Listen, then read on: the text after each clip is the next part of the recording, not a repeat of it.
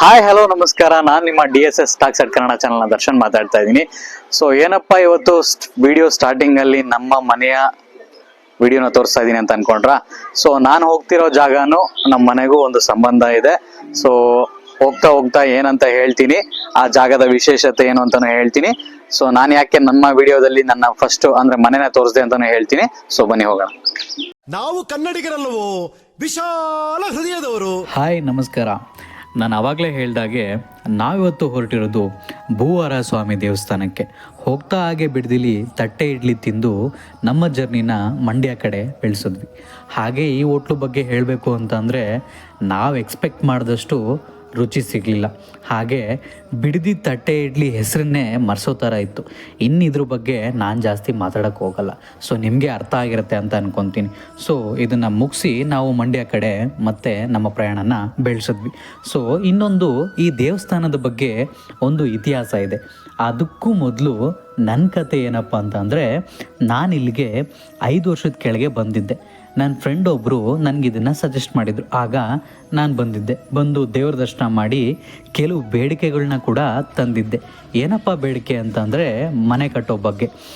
ನನ್ನಂಥ middle class family ಹುಡುಗರಿಗೆ ಮನೆ ಕಟ್ಟೋದೇ ಒಂದು ದೊಡ್ಡ ಸಾಧನೆ. ಅದಕ್ಕೆ ನಮ್ಮ ಪರಿಶ್ರಮದ ಜೊತೆಗೆ ದೇವ್ರ ಕೃಪೆನೂ ಬೇಕಾಗಿತ್ತು. ಸೊ ಹಾಗಾಗಿ ನಾನಿಲ್ಲಿ ಬಂದು ದರ್ಶನ ಮಾಡಿ ಇಲ್ಲಿ ಸಿಗುವ ಮಣ್ಣನ್ನು ತೊಗೊಂಡೋಗಿ ಪೂಜೆ ಮಾಡಿಸಿ ಮನೆಗೆ ತೊಗೊಂಡು ಹೋದೆ. ಅಲ್ಲಿ ಮನೆಯಲ್ಲಿ ಒಂದು ವೈಟ್ ಬಟ್ಟೆಯಲ್ಲಿ ಮಣ್ಣನ್ನು ಕಟ್ಟಿ ದೇವ್ರ ಮನೆಯಲ್ಲಿ ಪೂಜೆ ಮಾಡಿ ಇಟ್ಟೆ. ಸೊ ಅದು ಹೇಗಾಯಿತೋ ಏನೋ ಗೊತ್ತಿಲ್ಲ. 5 ವರ್ಷಗಳು ಕಳೀತು. 5 ವರ್ಷ ಆದಮೇಲೆ ಇವತ್ತು ಮತ್ತೆ ಈ ದೇವಸ್ಥಾನಕ್ಕೆ ಬಂದಿದ್ದೀನಿ, ನನ್ನ ಸ್ವಂತ ಮನೆಯ ಸಮೇತ. ಸೊ ಥ್ಯಾಂಕ್ಸ್ ಕಣಪ್ಪ ದೇವರೇ. ಸೊ ನನ್ನ ಕತೆ ಇದಾದರೆ, ಇನ್ನು ದೇವ್ರ ಕತೆ ಹೇಳೋದಾದರೆ, ಇನ್ನು ಈ ದೇವಸ್ಥಾನ ಇರೋದು ಮಂಡ್ಯ ಜಿಲ್ಲೆಯ KR ಪೇಟೆ ತಾಲೂಕಿನ ಕಲ್ಲಳ್ಳಿ ಗ್ರಾಮದಲ್ಲಿ.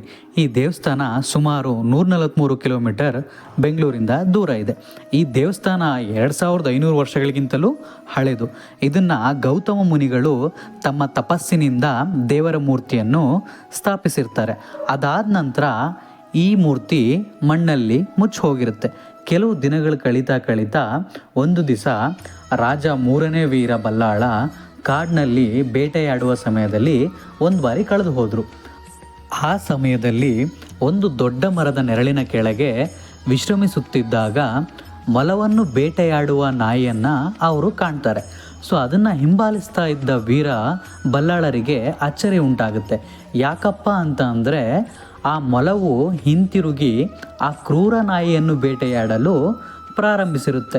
ಈ ಘಟನೆಯನ್ನು ನೋಡಿದ ರಾಜ ಆ ಸ್ಥಳದಲ್ಲಿ ಏನೋ ಪವಿತ್ರ ಇರ್ಬೋದು, ಏನೋ ಚಮತ್ಕಾರವಿರ್ಬೋದು ಅಂತ ಆ ಸ್ಥಳನ ಪರಿಶೀಲನೆಗೆ ಆಜ್ಞೆ ಹೊರಡಿಸ್ತಾನೆ. ಆಗ ಭೂಗರ್ಭದಲ್ಲಿ ವರಹನಾಥ ಸ್ವಾಮಿಯ ವಿಗ್ರಹ ದೊರೆಯುತ್ತೆ. ಅದನ್ನು ರಾಜ ದೇವಸ್ಥಾನದಲ್ಲಿ ಸ್ಥಾಪನೆ ಮಾಡ್ತಾರೆ. ಇಂದಿಗೂ ರಾಜ ನಿರ್ಮಿಸಿರುವ ದೇವಾಲಯ ಹಾಗೂ ಶಾಸನಗಳನ್ನು ನೀವಿಲ್ಲಿ ನೋಡ್ಬೋದು. ಈ ದೇವಸ್ಥಾನ ಮಂಡ್ಯ ಜಿಲ್ಲೆಯ ಹೇಮಾವತಿ ನದಿಯ ತೀರದಲ್ಲಿನ ಕಲ್ಲಳ್ಳಿ ಗ್ರಾಮದಲ್ಲಿದೆ. ಹಲವಾರು ಪ್ರವಾಹಗಳು ಉಂಟಾದರೂ ಕೂಡ ಈ ದೇವಸ್ಥಾನ ಭದ್ರವಾಗಿ ನೆಲೆ ನಿಂತಿದೆ. ಈ ದೇವಸ್ಥಾನನ ಬೂದು ಕಲ್ಲುಗಳನ್ನು ಬಳಸಿ ಆಯುತಾಕಾರದಲ್ಲಿ ನಿರ್ಮಿಸಲಾಗಿದೆ. ದೇವಾಲಯದ ಪ್ರಧಾನ ದೇವರಾದ ಶ್ರೀ ಭೂವರಹನಾಥ ಸ್ವಾಮಿ ವಿಷ್ಣುವಿನ 3ನೇ ಅವತಾರವಾಗಿದೆ. ಇಲ್ಲಿನ ಸ್ವಾಮಿಯನ್ನು ಪ್ರಳಯ ವರಹನಾಥ ಸ್ವಾಮಿ ಮತ್ತು ಆದಿವರಹ ಮಹರ್ಷಿ ಎಂದು ಕರೆದು ಪೂಜಿಸಲಾಗುತ್ತದೆ. ಇಲ್ಲಿನ ಭೂವರಹನಾಥ ಸ್ವಾಮಿಯ ವಿಗ್ರಹವು ಸುಮಾರು 15 ಅಡಿ ಎತ್ತರವಿದ್ದು ಸುಖಾಸನ ಭಂಗಿಯಲ್ಲಿದೆ. ನೆಲವನ್ನು ಸ್ಪರ್ಶಿಸುವ ಒಂದು ಕಾಲು ಇನ್ನೊಂದು ಕಾಲು ಮಡಚಿಕೊಂಡಿರುವ ಭಂಗಿಯಲ್ಲಿ ಕಂಡುಬರುತ್ತದೆ. ಈ ವಿಶೇಷವಾದ ವಿಗ್ರಹವು ಸಾಲಿಗ್ರಾಮ ಕಪ್ಪು ಕಲ್ಲಿನಲ್ಲಿ ಕೆತ್ತಲಾಗಿದೆ. ಸ್ವಾಮಿಯ ಮಡಚಿದ ಕಾಲಿನ ತೊಡೆಯ ಮೇಲೆ ದೇವತೆ ಭೂದೇವಿ ವಿರಾಜಮಾನಳಾಗಿ ಕೂತಿದ್ದಾಳೆ. ಭೂದೇವಿ ವಿಗ್ರಹವು 3.5 ಅಡಿ ಎತ್ತರದಲ್ಲಿದೆ. ವರಹನಾಥ ಸ್ವಾಮಿಯ ಮೇಲ್ಭಾಗದ ಕೈಗಳು ಶಂಖಚಕ್ರಗಳನ್ನು ಹಿಡಿದಿದ್ದರೆ, ಸ್ವಾಮಿಯ ಎಡಗೈ ಭೂದೇವಿಯನ್ನು ಸುತ್ತಿದೆ. ಭೂದೇವಿಯ ಕರಂದ ಮುಕುಟವು ಧರಿಸುತ್ತಿದ್ದರೆ, ವರಹನಾಥ ಸ್ವಾಮಿಯು ಮುಕುಟವನ್ನು ಧರಿಸಿದ್ದಾರೆ. ಸುದರ್ಶನ ಚಕ್ರವನ್ನು ವಿಗ್ರಹದ ಹಿಂದೆ ಕೆತ್ತಲಾಗಿದೆ. ಸ್ವಾಮಿಯ ಎಡಗೈಯು ಭೂದೇವಿಯನ್ನು ಅಪ್ಪಿಕೊಂಡಿದೆ ಮತ್ತು ಕೆಳಬಲ ಕೈ ಅಭಯ ಮುದ್ರೆಯಲ್ಲಿದೆ. ವರಹನಾಥ ಸ್ವಾಮಿಯು ಕಿರೀಟ, ಮುಕುಟ ಮತ್ತು ಭೂದೇವಿಯು ಕರಂದ ಮುಕುಟ ಧರಿಸುತ್ತಿದ್ದಾರೆ. ಇದಿಷ್ಟು ಈ ದೇವರ ಇತಿಹಾಸವಾಗಿದೆ. ಇಲ್ಲಿನ ಜನಗಳ ಪ್ರಕಾರ ಇಲ್ಲಿನ ವಿಶೇಷ ಏನಪ್ಪ ಅಂತ ಅಂದರೆ, ಮನೆ ಕಟ್ಟೋ ಬಗ್ಗೆ ಯಾವುದೇ ತೊಂದರೆ ಇದ್ದರೆ, ಭೂಮಿಗೆ ಸಂಬಂಧಪಟ್ಟ ಹಾಗೆ, ಸೈಟ್ಗೆ ಸಂಬಂಧಪಟ್ಟ ಹಾಗೆ, ವಾಹನಗಳಿಗೆ ಸಂಬಂಧಪಟ್ಟ ಹಾಗೆ ಯಾವುದೇ ತೊಂದರೆ ಇದ್ದರೆ ಈ ದೇವಸ್ಥಾನಕ್ಕೆ ಒಮ್ಮೆ ಭೇಟಿ ಕೊಟ್ಟು ಇಲ್ಲಿ ಎಡಭಾಗದಲ್ಲೇ ಸಿಗೋವಂಥ ಮಣ್ಣನ್ನು ತಗೊಂಡೋಗಿ ದೇವ್ರ ಹತ್ರ ಪೂಜೆ ಮಾಡಿಸ್ಕೊಂಡು ಅದನ್ನು ನೀವು ಮನೆಗೆ ತೊಗೊಂಡೋಗಿ ಒಂದು ವೈಟ್ ಬಟ್ಟೆಯಲ್ಲಿ ಕಟ್ಟಿ ಅದನ್ನು ದೇವ್ರ ಮನೇಲಿಟ್ಟು ಪೂಜೆ ಮಾಡಿದ್ರೆ ನಿಮಗೆ ಖಂಡಿತ ನೀವು ಅಂದ್ಕೊಂಡಿರೋದು ನೆರವೇರುತ್ತೆ ಅನ್ನೋದು ಇಲ್ಲಿನ ನಂಬಿಕೆ ಹೌದು ಅಂತ ಹೇಳ್ಬೋದು. ಸೊ ಇದಕ್ಕೆ ನಾನೇ ಒಂದು ಉದಾಹರಣೆ. ನಾನು 5 ವರ್ಷಗಳ ಕೆಳಗೆ ಬಂದಾಗ ಇದು ನಿಜಾನ ಅಂತ ನನಗೆ ಅನಿಸಿತ್ತು. ಆದರೆ ಈಗ ನಿಜ ಆಗಿ ನಾನು ಕೂಡ ಒಂದು ಸ್ವಂತ ಮನೆ ಸಮೇತ ಈ ದೇವಸ್ಥಾನಕ್ಕೆ ಬಂದು ನಿಂತಿದ್ದೀನಿ. ಹೀಗೆ ನಂತರ ಹಲವಾರು ಭಕ್ತಾದಿಗಳು ದಿನ ಇಲ್ಲಿಗೆ ಬಂದು ತಮ್ಮ ಬೇಡಿಕೆಗಳನ್ನು ಬೇಡ್ಕೊತಾರೆ.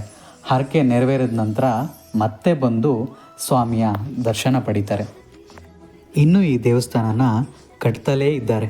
ಈ ದೇವಸ್ಥಾನ ಪೂರ್ತಿ ಆಗೋಕ್ಕೆ ತುಂಬ ದಿನಗಳು ಹಿಡಿಯುತ್ತೆ. ಹಾಗೆ ಇಲ್ಲಿ ನೀವು ನೋಡ್ಬೋದು, ಎಷ್ಟೋ ಜನಗಳು ಇಲ್ಲಿ ಕಲ್ಲನ್ನು ಒಂದ್ರ ಮೇಲೊಂದು ಕಲ್ಲು ಜೋಡಿಸ್ತಾ ಇದ್ದಾರೆ. ಯಾಕಪ್ಪ ಅಂತ ಅಂದರೆ, ಈ ಕಲ್ಲು ಹೇಗೆ ಜೋಡಿಸ್ತೀವೋ ಹಾಗೆ ಮನೆ ಕಟ್ತೀವಿ ಅನ್ನೋದು ಇಲ್ಲಿನ ಜನಗಳ ಹಾಗೂ ಭಕ್ತಾದಿಗಳ ನಂಬಿಕೆ. ಹಾಗೂ ಇಲ್ಲಿ ಮಧ್ಯಾಹ್ನದ ಊಟದ ವ್ಯವಸ್ಥೆ ಕೂಡ ಇರುತ್ತೆ. ಹಾಗೆ ನೀವಿಲ್ಲಿ ಊಟನೂ ಸಂತೃಪ್ತಿಯಿಂದ ಮಾಡ್ಬೋದು, ಅಷ್ಟೇ ರುಚಿ ಕೂಡ ಇರುತ್ತೆ. ಹಾಗೆ ಇಲ್ಲಿ ಗೋಶಾಲೆ ಕೂಡ ಮಾಡಿದ್ದಾರೆ. ಈ ಗೋಶಾಲೆಯಲ್ಲಿ ತುಂಬ ಹಸುಗಳು ಇದೆ. ಇಲ್ಲಿ ಗೋಶಾಲೆಯಲ್ಲಿ ಹಸುಗಳನ್ನು ದಾನವಾಗಿ ಭಕ್ತಾದಿಗಳು ಕೊಟ್ಟಿದ್ದಾರೆ. ಈ ಗೋಶಾಲೆಯಲ್ಲಿ ನೀವು ಇದನ್ನು ಗಮನಿಸಬಹುದು.